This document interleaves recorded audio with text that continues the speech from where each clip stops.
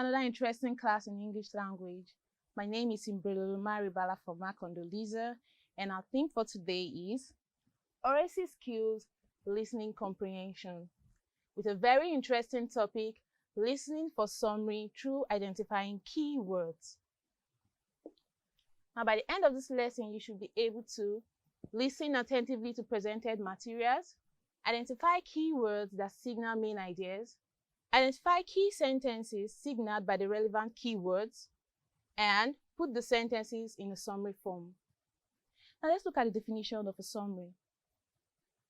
The term summary can be defined as any short, clear message that gives important ideas of a written material or spoken material. Now, mind you, the words short, clear, and important ideas are necessary to every summary. A summary is said to be the short version of a long original text or discussion. Now, a summary differs in length. It can be a sentence, few sentences, or even in paragraphs. This is depending on the length of the original text or discussion. Now, let's take a look at how we can listen for summary. In order to summarize a speech or spoken material, we should be able to consider two things first. First, the main idea. The main idea is that idea that tells us about the message. Second, we have the supporting idea. The supporting ideas or details are those details that help to explain the main ideas better. And let's take a look at steps we can take in order to listen for summary. The first step we have here is to concentrate on the message or conversation. Now, in order to identify the main ideas or supporting details, we have to concentrate on the message first. Concentrating on the message involves paying full attention or complete attention to the message. Now, remember that when we're listening for summary, we're not just hearing the message, we're actually paying full attention to listen to the important details. Now, let's take a look at the second step. Get the main and supporting ideas of the message. Now, to summarize, we need to be able to get the main ideas or supporting ideas of the message. Remember, we said we should concentrate and pay full attention to the message. Now, in this step, we should be able to pay attention and pick out those main ideas and supporting ideas of the message. Now, in order to do that, we should look at the introduction, conclusion, heading, or subheadings of the message. Now, there are other ways to get the main idea or the supporting ideas of the message. Let's take a look at them. Ideas tell the listener what the message is all about. Remember, to be able to identify the main ideas, we should be able to ask ourselves, what is this message all about? The what of the message is the main idea or the most important detail of that message. Now, we should also be able to pay attention to explanations, illustrations, or examples given in that message. That is the way we will be able to find out what the main idea or the supporting details are. Keywords that can signal ideas. Now, there are some keywords that can signal ideas, and we have because. This is used to show the cause of a thing or the reason for a thing. For example, this is used to list out examples of an idea. As a result, this is to show the effect of a thing. Consequently, also used to add information to the ideas. Also, such as is used to list the examples of an idea. Now, people often wonder why kids love holidays. This is because the holiday period is a fun and engaging time. During the holidays, children get to hang out with friends, visit fun places. Consequently, children have continued to look forward to holidays. Now, from the passage we just read, I hope you are able to pick out those keywords that were mentioned earlier. Let's take a look at some of them. We have because. This is because the holiday period is a fun and engaging time. The keyword because is used to show the reason why kids love holidays. We also have consequently. This is used to add more information to the reason why kids love holidays. Now, let's look at more steps to take when listening for summary. Write down the main and supporting ideas. When we listen for summary, it is important for us to take note of the main ideas or supporting details. Now, when we take note of the main ideas or supporting details, it will help us when we have to write a summary later. At least we'll be able to remember all that the speaker had said. Now, remember, you should always take note of the details that are important to the summary. These should be introduced by a key point using bullets. Now let's take a look at the last stage in listening for summary. Write your summary. At this stage, it is important for us to organize our ideas properly, and it's also important for us to do this by using our own words, that is, paraphrasing the speaker's message. Now we can do this by using some keywords to connect our ideas. Let's take a look at such keywords that we can use to connect our ideas. First, we have in addition, as well as, also, and furthermore. Now this is used to add one more piece of information to an already existing idea. We can use our also, our furthermore, our in addition, as well as to add one more piece of information to our idea.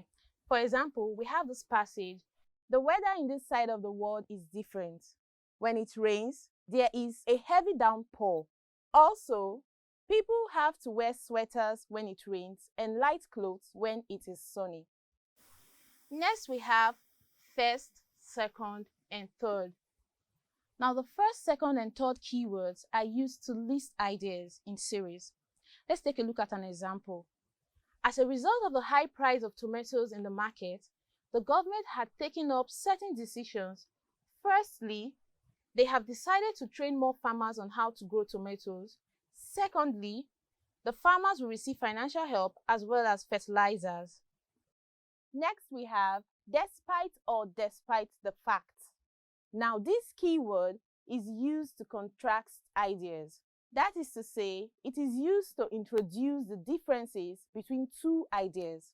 Let's take a look at some examples. The first example reads, despite his wealth, Eze goes around begging for food. And the next example reads, despite the fact that it was raining, the children continued their march past. At this point, I believe we now know how to write a summary. Now let's practice a little more with an exercise. Let's read a particular passage and see how we can summarize it together. Most teenagers get influenced by the lifestyle of their peers. This is as a result of the need to feel accepted by their friends or peers. There are negative habits like smoking, drinking, stealing, being disrespectful, and so on. Most times, they are compelled or forced to accept these habits. Eventually, they are left with regrets in future. Therefore, to avoid regrets in the future, people need to stay away from negative habits resulting from peer pressure and determined to do what is right. Teenagers also have to choose their friends wisely. Now, if you take a look at the passage, I have highlighted some important details. We have most teenagers get influenced by the lifestyle of their peers.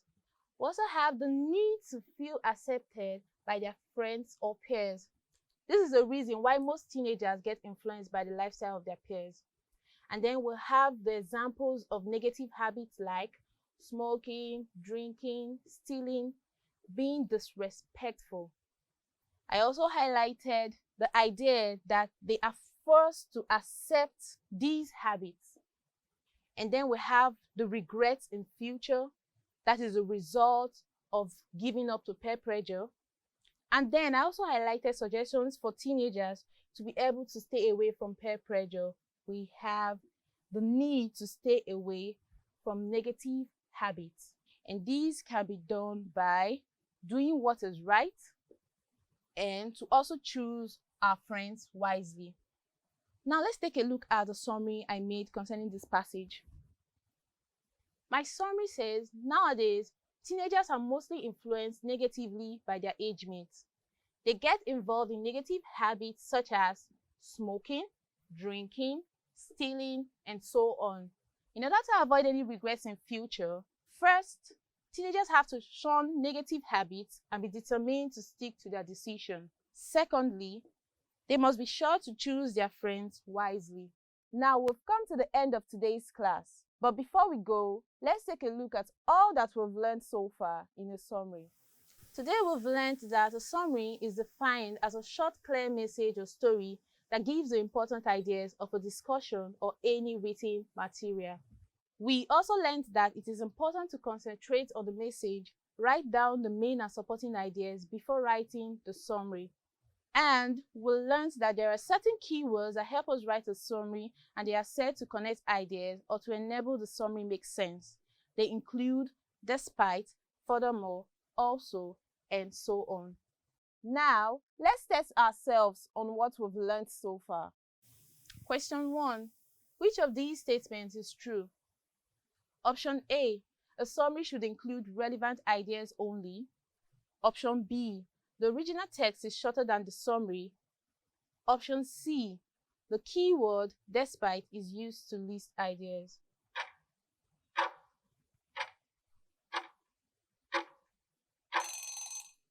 The correct answer is option A. A summary should include relevant ideas only.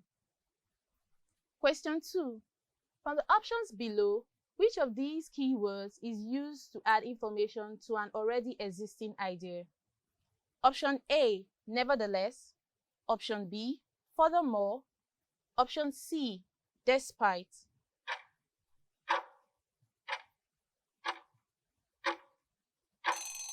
The correct answer is option B, furthermore. With all this, I believe you can now write a summary. Till we meet again, bye-bye.